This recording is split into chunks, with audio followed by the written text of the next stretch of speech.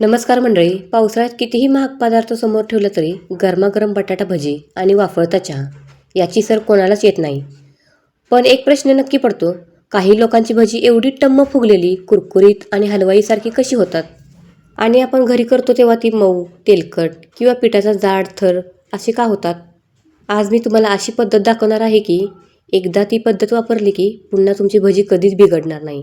आजच्या व्हिडिओमध्ये मी 5 secret tips सांगणार आहे. एक ही ट्रिक मिस केली तर भजी तशी होणार नाहीत. त्यामुळे व्हिडिओ शेवटपर्यंत नक्की पहा. चला मग सुरुवात करूया आपल्या आजच्या भन्नाट कुरकुरीत बटाटा भजीला. सर्वात आधी मी इथे मध्यम आकाराचे 3 असे बटाटे घेतले आहेत. सालं काढून लगेच आपण हे काय करायचे आहेत, पाण्यात ठेवायचे. ही छोटीशी सवय बटाटे काळे पडून देत नाही आणि भजी दिसायलाही छान होतात. तरी ते मी सर्व बटाट्यांची अशी साली काढून घेतली आहेत. ते तुम्ही पाहू शकता. आता आपण हे पाण्यामध्ये ठेवूया. सर्व बटाटे आपण पाण्यामध्ये ठेवायचे. तर पाण्यामध्ये मी ठेवले आहेत. आता बटाट्याचे काप करूया. त्यासाठी ते एक प्लेट घेतली आहे मी. जे आपण चिप्स बनवतो ना, तो साचा घेतला आहे. यामुळे अगदी एकसारख्या जाडीचे काप होतात. आता आपण याचे काप करून घेऊया. तर तुम्ही पाहू शकता, मी उभा असा बटाटा धरला आहे आणि याचे काप करून घेते. जर तुमच्याकडे नसेल तर काळजी करू नका. तुम्ही काय करा, चाकूने कट करू शकता. तर हे पहा, काप खूप जाडही नसावेत आणि खूप पातळही नसावेत. योग्य जाडचे कापच भजी खूप फुगवतात. थोड्याच वेळात मी तुम्हाला हे प्रत्यक्ष दाखवणार आहे. तुम्ही अजून सोनम्स रेसिपी चॅनेलला सबस्क्राईब केले नसेल तर आत्ताच करा. रोज अशाच आणि भन्नाट रेसिपी इथे मिळतील. सर्व काप तयार झाले आहेत. आता हे 2 ते 3 वेळा आपण स्वच्छ पाण्याने धुवून घेऊया. बऱ्याच जणांना वाटतं ही स्टेप गरजेची नाही, पण खरं म्हणजे यामुळे अतिरिक्त स्टार्च जो असतो ना, तो निघून जातो आणि भजी जास्त कुरकुरीत होतात. हे बघा, आता स्वच्छ सुती कपड्यावर मी सगळे काप पसरवत आहे. दुसरी महत्त्वाची ट्रिक, बटाट्यावर पाणी राहिलं तर बेसन नीट चिटकत नाही, म्हणून हलक्या हाताने सगळं पाणी पुसून घ्या. तरी ते मी सर्व बटाटे काय करते, एक एक असे पसरून घेते.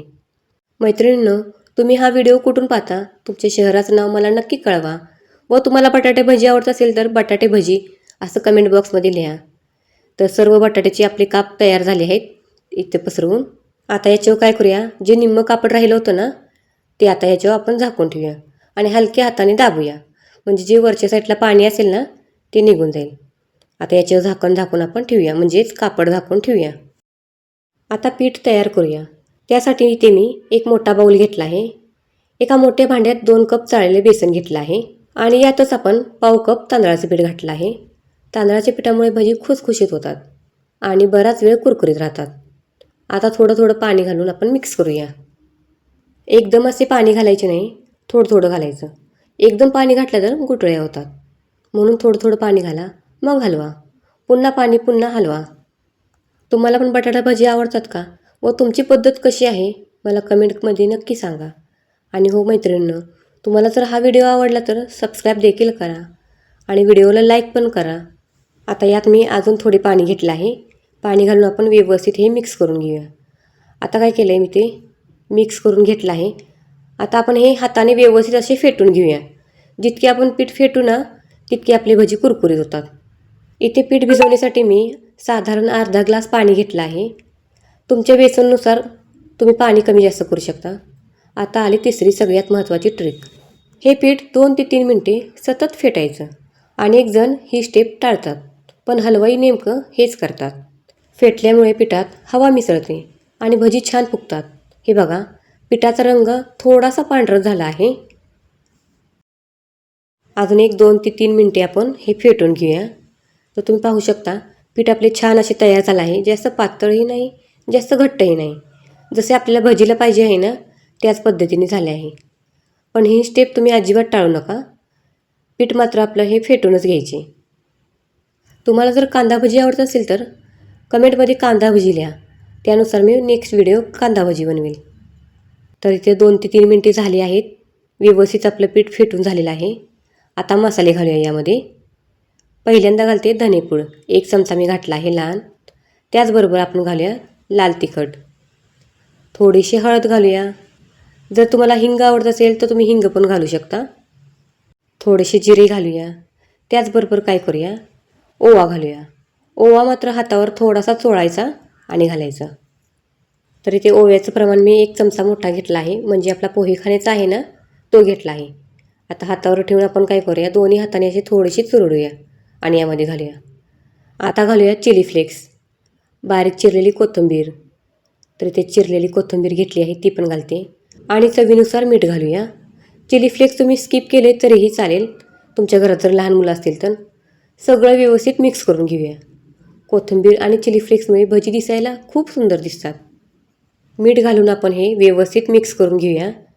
तर ते हे मी मिक्स करून घेते. बटाटा भजी तर आपण सर्वजण पाहतच आहोत, पण बटाट्याची आमटी कशी बनवायची ती पण गावाकडच्या पद्धतीने, तर याचाही व्हिडिओ मी पहिल्यांदा अपलोड केला आहे. इथे डिस्क्रिप्शन बॉक्समध्ये मी लिंक देते, तुम्ही चॅनलवर जाऊन नक्की पाहू शकता. सर्व मसाले घालून व्यवस्थित आपण हे फेटून घेतलं आहे. तर तुम्ही चमच्याने पण हे फेटू शकता. तर गिठळी अजिबात राहिलेली नाही, तुम्ही इथे पाहू शकता. पीठ आपलं व्यवस्थित असं मिक्स झालेलं आहे.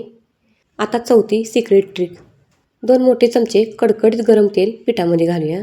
तर यामध्ये मी तेल घातलं आहे.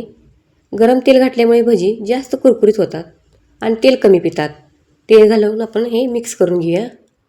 हे एकदा नक्की करून बघा. आता हे पीठ आपण काय करूया, 1-2 मिनटे ह्याच चमच्याने आपण फेटून घेऊया. तर तुम्ही पाहू शकता आता पिठाचा दाटसरपणा बघा. ना खूप पातळ ना खूप घट्ट, चमच्यावर सुंदर असं कोट झालं पाहिजे. आता हे पीठ आपण 5 मिनटे झाकून ठेवूया. तोपर्यंत मी इथे गरम तेल करायला ठेवलं आहे. तर इथे तुम्हाला मी बटाट्याचे काप दाखवते. पाणी अजिबात राहिलेलं नाही किंवा काळे पण पडलेलं नाही. 5 मिनटानंतर बटाट्याचा एक एक काप पिठामध्ये बुडवून जास्तीचं पीठ हलकं झटकूया. आता गरम तेलामध्ये अलगद सोडूया. तर इथं पाहू शकता मी हळू असं तेलामध्ये सोडते. हे बघा.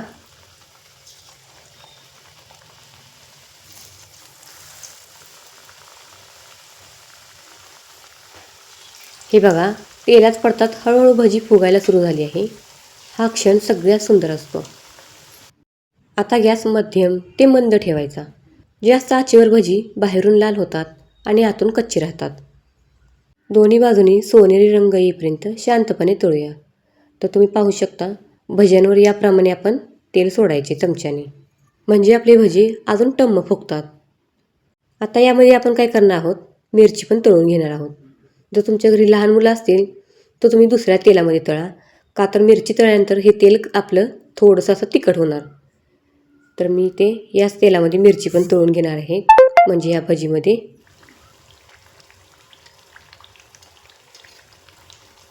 दोन्ही बाजूनी सोनेरी असा रंग आलेला आहे भज्यासनी. आणि भजी पण तुम्ही पाहू शकता टम्म अशी फुगलेली आहेत. तुमची पण भजी अशीच बनतात का, मला कमेंट करून नक्की सांगा.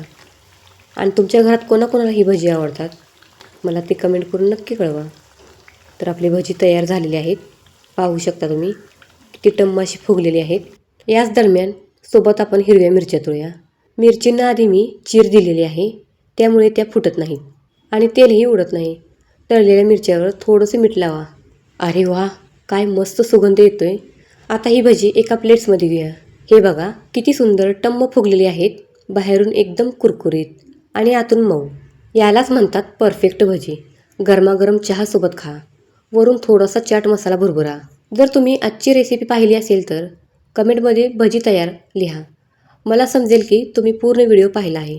व्हिडिओ आवडला असेल तर लाईक करा, मित्रमैत्रिणींनी शेअर करा आणि हो, सोनम्स रेसिपी चॅनलला सबस्क्राईब देखील करा.